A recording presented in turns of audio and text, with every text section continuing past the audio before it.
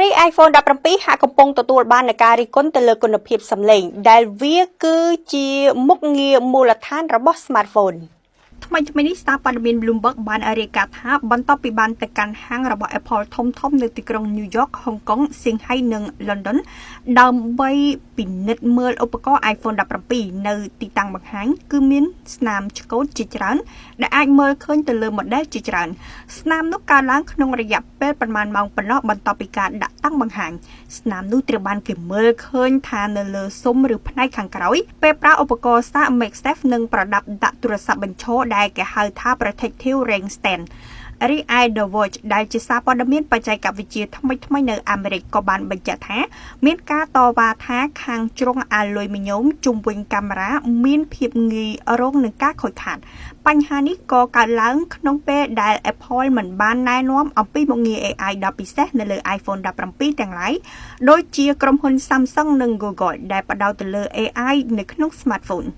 Apple ផ្ទាល់បានផ្ដោតទៅលើការកែលម្អផ្នែកផ្នត់ដែកដែលហៅថា hardware enhancement ប៉ុន្តែការមិនពេញចិត្តក៏កើតឡើងបើទោះបីជាផ្នែកដែល Apple បានផ្ដោតលើការពង្រឹងក៏ដោយជាពិសេស Apple បានពិពណ៌នាថាអេក្រង់នៃ iPhone 17 មានទំហំធំជាង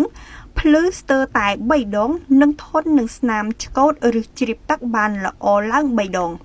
សម្រាប់ iPhone 17 Pro និង Pro Max Apple បាននិយាយថាមានភាពធន់នឹងស្នាមឆ្កូតលើសពី3ដងហើយផ្នែកខាងក្រោយប្រើកញ្ចក់ Ceramic Seal ដែលជាកញ្ចក់បានកែលម្អជាពិសេសដើម្បីបន្ថែមភាពរឹងមាំចំណែកឯ iPhone Air ដែលគេស្គាល់ថាជា model ស្ដើងជាងគេក្នុងប្រវត្តិសាស្ត្រ iPhone ក៏ត្រូវបាន Apple និយាយថាវាត្រូវបានផលិតឲ្យរឹងមាំជាមួយស៊ុមទីតានដែលមានភាពរឹងមាំខ្ពស់បញ្ហាបន្ថែមមួយទៀតគឺគុណភាពសំឡេងនៃការហៅទូរស័ព្ទក៏កំពុងបង្កើតឲ្យមានការតវ៉ាពីអ្នកប្រើប្រាស់ Phone Arena ដែលជាគេហទំព័រព័ត៌មានបច្ចេកវិទ្យាមួយបានបង្ហាញពីការស្ទង់មតិថាប្រហែល 50% នៃអ្នកប្រើប្រាស់ iPhone 17 ប្រឈមទៅនឹងបញ្ហាសេវា smartphone រួមទាំងគុណភាពសំឡេងទូរស័ព្ទមិនល្អ